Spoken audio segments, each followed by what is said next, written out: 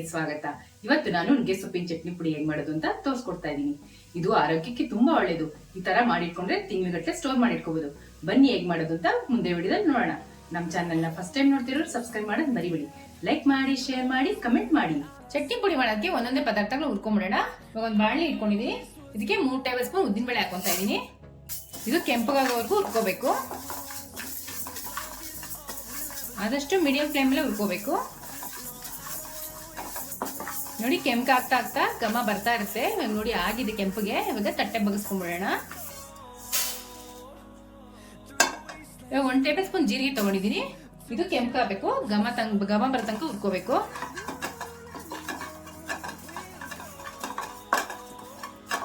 ನೋಡಿ ಈ ತರ ಉರಿತಾ ಉರಿತಾ ಚಿಟ ಚಿಟ ಅಂತ ಇರುತ್ತೆ. ಇವಾಗ ಆಗಿದೆ. ಇದನ್ನ ತಟ್ಟೆ ಬಗ್ಸ್ಕೊಂಡ್ಬಿಡೋಣ.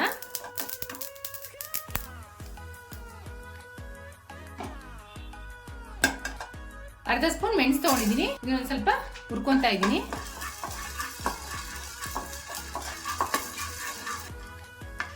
ನೋಡಿ ಮೆಣಸು ಹುರ್ಕೊಂಡಾಗಿದೆ. ತಟ್ಟೆ ಬಗ್ಸ್ಕೊಂಡ್ಬಿಡೋಣ. ಸಾಕು ಇದು.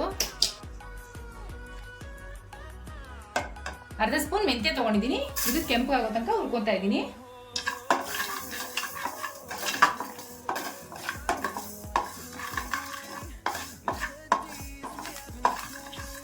ನೋಡಿ ಮೆಂತ್ಯ ಕೆಂಪಾಗಿದೆ. ಇವಾಗ ತಟ್ಟೆ ಬಗ್ಸ್ಕೊಂಡ್ಬಿಡೋಣ. ಮೆಂತ್ಯ ಗಮ್ಮ ಅಂತೂ ಗಮ್ಮ ಅಂತ ಇದೆ. ಅರ್ಧ ಗಿಟ್ಕು ಒಣಕೊಬ್ಬರಿ ತುರಿ ತಗೊಂಡಿದ್ದೀನಿ. ಇದನ್ನ ಒಂಚೂರು ಬಿಸಿ ಮಾಡ್ಕೊತಾ ಇದ್ದೀನಿ.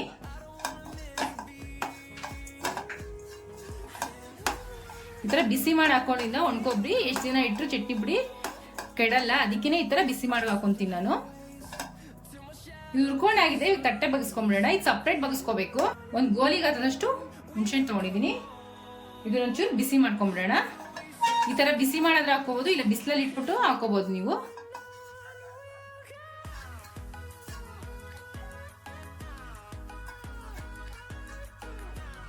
ಹುಣಸೆಹಣ್ಣು ಬಿಸಿ ಆಗಿದೆ. ತಕ್ಕೊಂಡ್ಬಿಡೋಣ.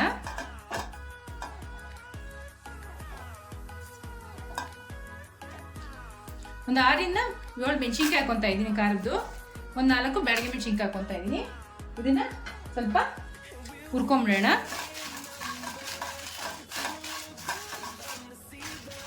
ಮೆಣಸಿನ್ಕಾಯಿ ಕೆಂಪಾಗಿದೆ. ಇವಾಗ ಇದಕ್ಕೊಂದು ಸ್ವಲ್ಪ ಹಿಂಗ್ ಸೇರಿಸ್ಕೊಂಡು ಇವಾಗ ಸ್ಟವ್ ಆಫ್ ಮಾಡ್ಕೊಂಬಿಡೋಣ.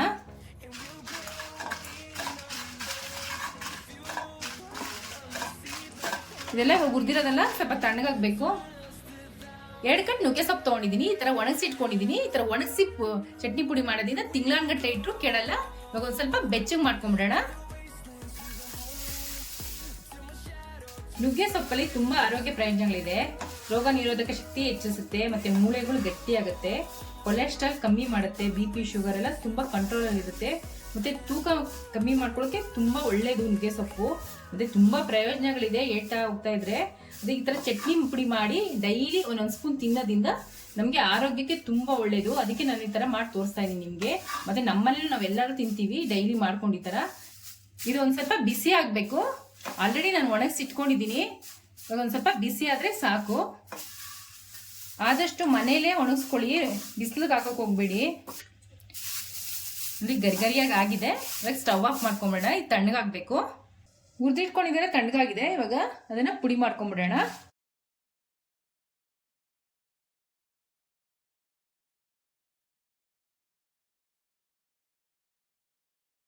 ರುಚಿಗೆ ತಕ್ಕಷ್ಟು ಉಪ್ಪು ಹಾಕೊತಾ ಇದ್ದೀನಿ.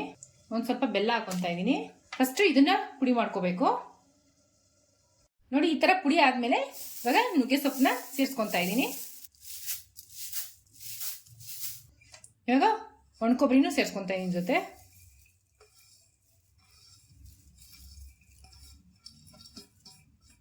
ಇವಾಗ ಇದನ್ನು ಪುಡಿ ಮಾಡ್ಕೊಂಬಿಡೋಣ. ನೋಡಿ ಈ ತರ ಪುಡಿ ಮಾಡ್ಕೋಬೇಕು. ನುಗ್ಗೆ ಸೊಪ್ಪಿನ ಚಟ್ನಿ ಪುಡಿ ರೆಡಿ ಆಗಿದೆ. ಚಪಾತಿ ಜೊತೆ ಅನ್ನ ಜೊತೆ ತುಂಬಾ ಚೆನ್ನಾಗಿರುತ್ತೆ. ಟ್ರೈ ಮಾಡ್ಬಿಟ್ಟು ಹೇಗಿತ್ತು ಅಂತ ಕಮೆಂಟ್ ಬಾಕ್ಸಲ್ಲಿ ತಿಳಿಸಿ.